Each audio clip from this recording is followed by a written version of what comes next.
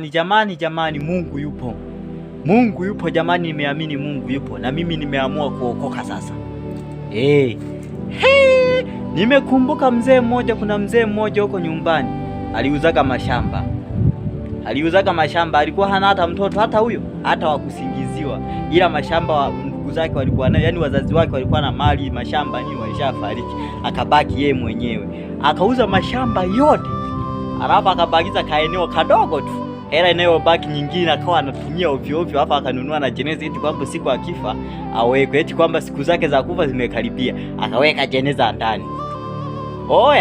Oya, paka leo hii ninavyokuambia hivi, huyo mzee yupo. Mwenyezi Mungu huwezi ukampangia. Yaani jamani, huwezi ukampangia kwamba eti unakufa lini. Hiyo kitu haiwezekani. Huyo mzee alinunuaka jeneza eti akaliweka ndani eti kwamba amekaribia kufa. Eti siku akifa asihangaishe watu, watamzika tu kwenye jeneza lake. Lakini mpaka ninavyokuambia jeneza lilioza, lilikatolewa mo ndani, mpaka leo hii huyu mzee yupo. Anateseka tu, maskini wa Mungu. Sasa ujiuzaka mashamba. Yaani at least mtu na nilima shamba kama unaona labda nini. Uza hata baadhi, acha makini, weka watu hata wanakulimia, unapata hata chakula. Huyo mzee sasa akajifanya yeye kuyauza yote. Sasa hivi anateseka, nani amsaidie?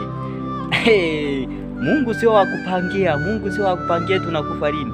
Sasa na mimi nilichokuja kugundua, na mimi nataka niuze mbuzi wangu wote, simu zangu, kuku, ng'ombe, alafu nifungue duka la kuuza jojo. Hela zote niziharibu ili na mimi nichelewe kufa. Maana nimeona fursa sasa. Kama yeye kipindi hicho toka nikiwa mdogo nasoma sijui kwa la kwanza. Huyo mzee mpaka leo nimekuja kukumbuka yupo, mpaka ninavyokuambia yupo. Sasa na mimi nataka nifanye hivyo sasa, na mimi niishi miaka mingi. Najua nikifungua duka la kuuza jojo na mademu nitapata, watakuwa wanakuja wenyewe tu wanatafuna vijojo Chinese.